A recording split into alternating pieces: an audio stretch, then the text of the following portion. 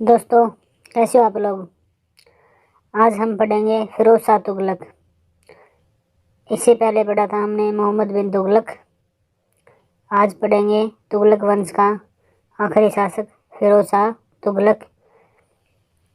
तो फिरोज शाह तुगलक का शासन 1351 ईस्वी से 1388 ईस्वी तक रहा था।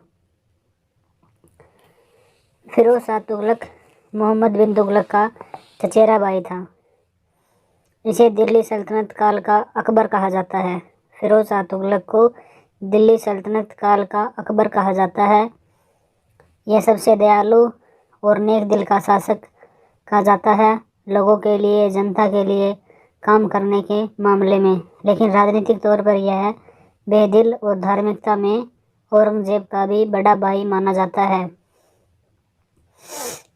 क्योंकि ब्राह्मणों पर जजिया सबसे पहले फिरोज शाह तुगलक ने ही लगवाया था। इसे दिल्ली सल्तनत काल का अकबर कहा जाता था। यह उपाधि इतिहासकार एलिफेंस्टीन ने इसको दी थी। इसने अपने शासनकाल में 6 शहर बसाए थे, जिसमें से पहला था हिसार, फिरोजों के नाम से, जो हरियाणा में है, हरियाणा का जिला है वर्तमान में। दूसरा फतेहाबाद, जहाँ अपने बेटे फतेह खान के नाम पर बसाया था। तीसरा फिरोजापुर, जो अब पंजाब में है, और फतेहाबाद हरियाणा में है, हरियाणा का जिला है, और फिरोजापुर पंजाब में है। यह सतलुज नदी के किनारे है। और जो दूसरा नंबर पर फतेहाबाद था, वहाँ इसके बेटे का जन्म भी हुआ था, जो उसके बेटे के नाम पर है। और फोर्थ है फिरोज शाह कोटला, जो दिल्ली में है। पांचवा है फिरोजाबाद, जो यूपी में है, जो कांच नगरी के नाम से भी प्रसिद्ध है, जिसको ग्लास सिटी ऑफ इंडिया के नाम से भी जाना जाता है। और छठा है जौनापुर, सिराजे हिंद कहते हैं, जिसको सिराज ऑफ ईस्ट के नाम से जाना जाता है। जौन खान, जो मोहम्मद बिन तुगलक का बड़ा भाई था, उसके नाम पर बसाया गया है। और जौनापुर जौन खान मुस्लिम एजुकेशन के लिए प्रसिद्ध था, क्योंकि विश्व में मुसलमानों की सबसे बेस्ट नॉलेज ईरान के शिराज में दी जाती थी, और भारत में मुस्लिम की सबसे बेस्ट नॉलेज जौनापुर में दी जाती थी।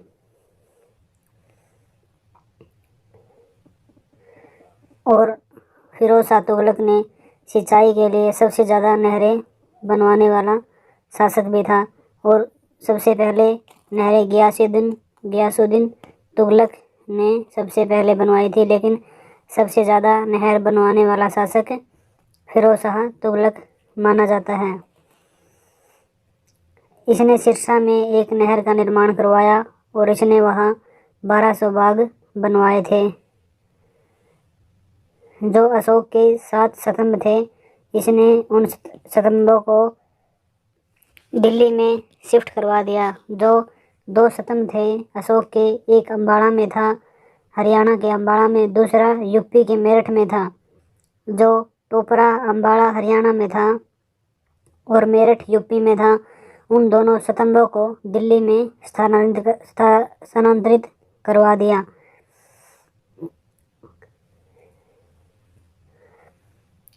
इसने जगन्नाथ मंदिर को नष्ट करवाया और ज्वालामुखी मंदिर को भी लूटा था। जगन्नाथ मंदिर जो अब उड़ीसा के पुरी में है, और ज्वालामुखी मंदिर जो हिमाचल के कांगड़ा में है। इसके बाद इसने ब्राह्मणों पर भी जजिया कर लगाया था। 1369 ईस्वी में इसने कुतुब मीनार की ऊपरी मंजिल का पुनर्निर्माण करवाया था, जो बिजली गिरने की वजह से नष्ट हो गई थी। जनता की आर्थिक मदद देने के लिए इसने एक विभाग बनवाया, जिसे दीवाने ए खैरात तथा एक अस्पताल दर उल शिफा का निर्माण करवाया था। और यह सती प्रथा को प्रतिबंधित करने वाला प्रथम सुल्तान था। शायद मैंने पहले वाली ऑडियो में मोहम्मद बिन तुगलक को बताया था, लेकिन मोहम्मद बिन तुगलक के टाइम सती प्रथा पर बैन लगना शुरू हुआ था, लेकिन फिरोज शाह तुगलक ने ही सबसे पहले सती प्रथा पर बैन लगाया था।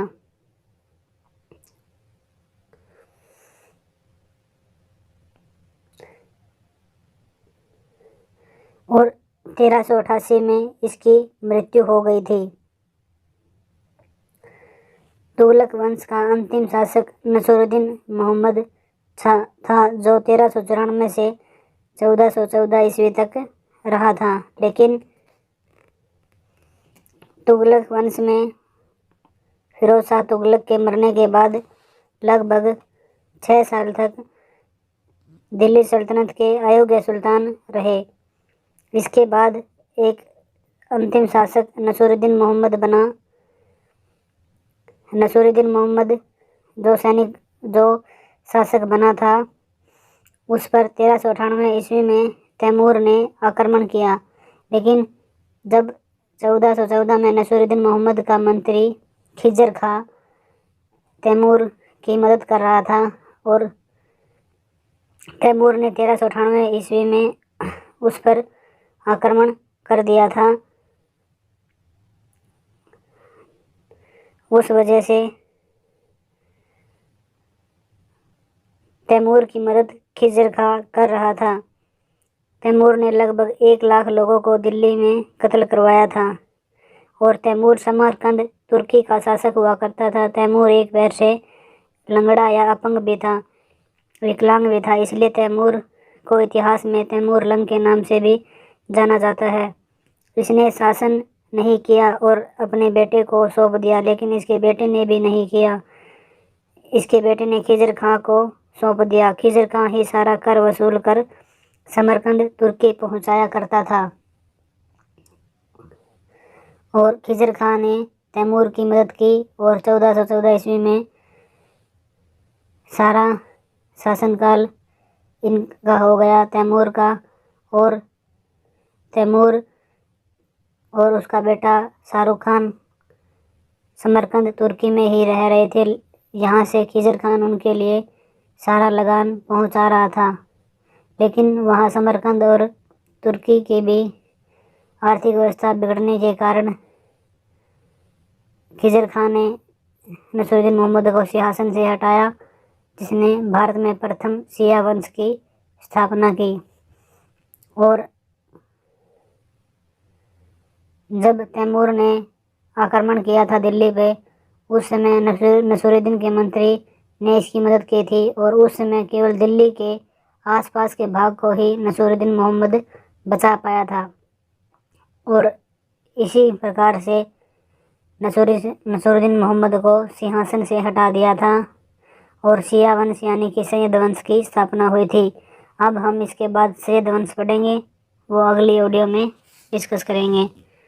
तो आपका बहुत बहुत धन्यवाद। हमारे चैनल को सब्सक्राइब कर देना।